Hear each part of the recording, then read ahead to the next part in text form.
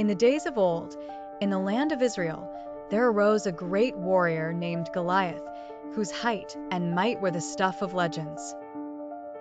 Clad in gleaming armor, with a spear that seemed to pierce the heavens and a shield that rendered the bravest hearts to quiver, he was a terror to behold. The Philistines, his people, stood emboldened by his presence, encamped on one side of the valley, daring their foes to confront them. Across the valley, the Israelite army cowered in fear. Their spirits were weighed down by doubt and despair, for no man among them dared to challenge the beast. Each day, for 40 days, Goliath strode forward, his booming voice echoing through the valley as he issued a dire proclamation. "Choose a man and send him down to me," he taunted. "If he is able to fight and kill me, we will become your subjects. But if I overcome him and kill him, you will become our subjects and serve us." The challenge hung heavy in the air, unanswered and oppressive.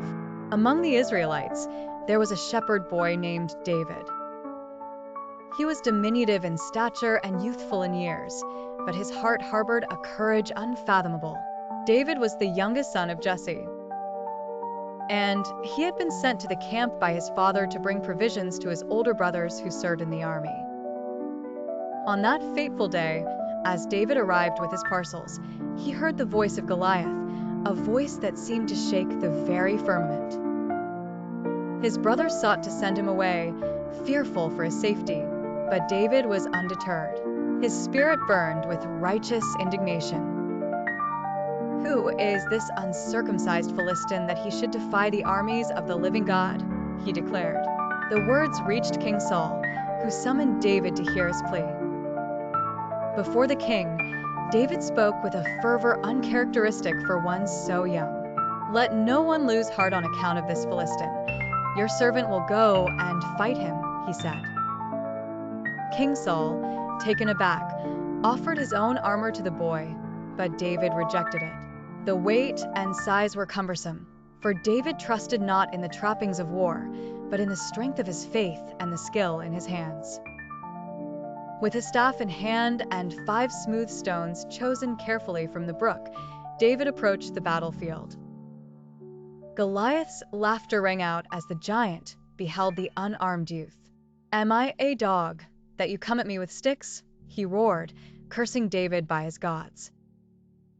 But David, steadfast and fearless, responded, "You come against me with sword and spear and javelin, but I come against you in the name of the Lord Almighty, the God of the armies of Israel, whom you have defied. This day the Lord will deliver you into my hands, and I'll strike you down and cut off your head." With a swift motion, David placed a stone in his sling and hurled it with precision. The stone struck Goliath on the forehead, and the giant fell to the ground with a thunderous crash. The Philistines stood in stunned silence as David ran forward, seized Goliath's sword, and beheaded the fallen warrior. The tide of battle turned, and the Israelites pursued the Philistines, routing them completely. David's victory became the stuff of legends, a testament to the power of faith and the triumph of the righteous over the mighty. It was a day that resonated through the annals of history, where the smallest among men felt the greatest, and God's favor was shown in the purest form.